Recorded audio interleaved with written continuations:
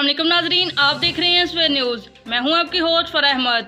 12 बजे की हेडलाइंस का आगाज़ करते हैं। जनूबी अफ्रीका ने पाकिस्तान के खिलाफ टॉस जीतकर बैटिंग का फैसला कर लिया। कराची के स्टेडियम में 14 साल बाद जनूबी अफ्रीका और पाकिस्तान के दरमियान मैच खेला जाएगा।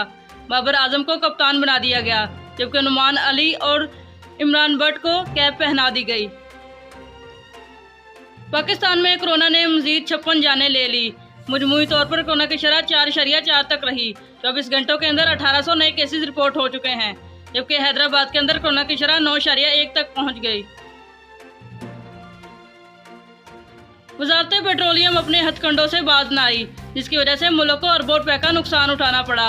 जल्दी टेंडर न लेने की वजह से पेट्रोलियम की कीमतों में इजाफा करना पड़ा, जिससे अवाम शदीद परेशानी का शिकार। वज़ीर-ए-आज़म की ज़ेर सदारत हुकूमती और पार्लिमानी कंपनी का इजलास कल होगा। इसमें सेंट्रल इलेक्शन की हिकमत अमली के बारे में बातचीत की जाएगी। वज़ीर-ए-आज़म इमरान खान अपने अहम फैसलों से पार्लिमानी कंपनी को एतमाद में लेंगे। मुल्क के बलाई इलाकों में शदीद सर्दी दोबारा से हो गई। कलाम में दर्जा हरारत कम से कम -4 तक पहुंच गया। वज़ीर-ए-आज़म इमरान खान कल पार्लिमानी कंपनी से इजलास करेंगे। इसमें कोरोना वैक्सीन की कीमत के बारे में भी बताया जाएगा कि कोरोना की एक खुराक कितने रुपए में तकसीम की जाएगी।